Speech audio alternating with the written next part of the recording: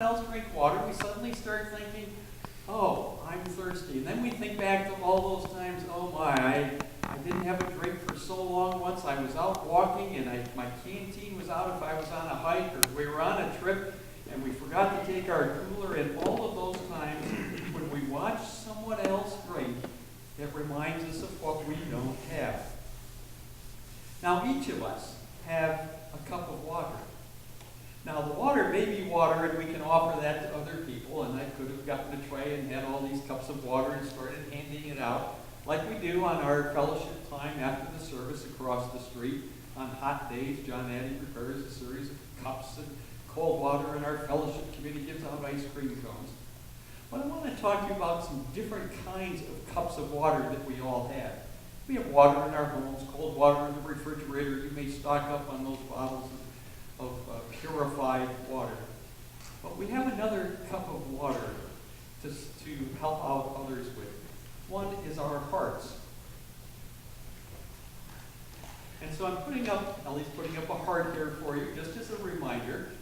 The word heart, we have in an English word called encouragement.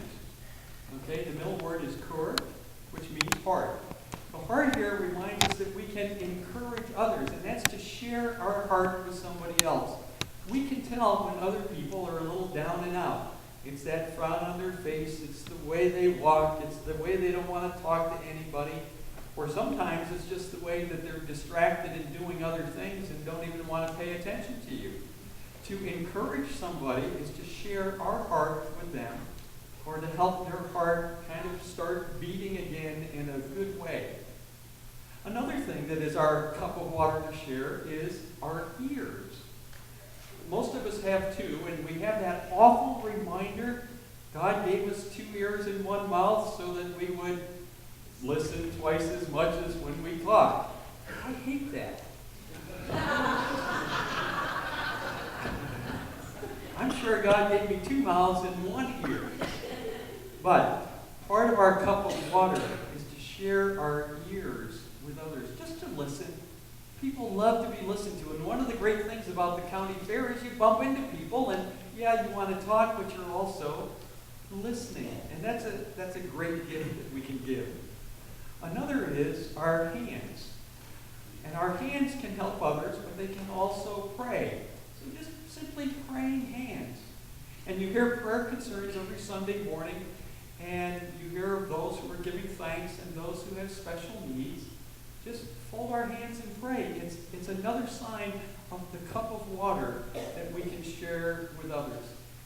And then finally, what we do every Sunday morning is we can sing. And our choir's not here for a couple of weeks, but you all can sing, and we sing our hymns together, and we sing our responses together, and we have the music of Mark playing the organ with those neat little notes that he just played on our last hymn. And we can rejoice. And so our cup of water that we share comes in many different forms. We can encourage others, we can listen to others, we can pray for others, we can sing with others, or we could fill in the blank. What do you have as a cup of water that you could share with somebody else? Because the way God gives us gifts is, here's the gifts, and God takes the picture of God's love.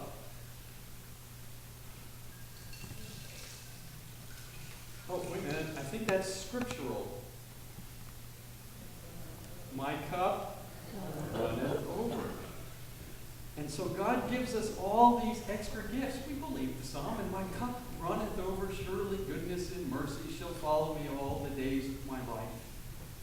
And the goodness and mercy also follows everyone that we give our heart of encouragement, our ears of listening, our hands of prayer, and our words of music to.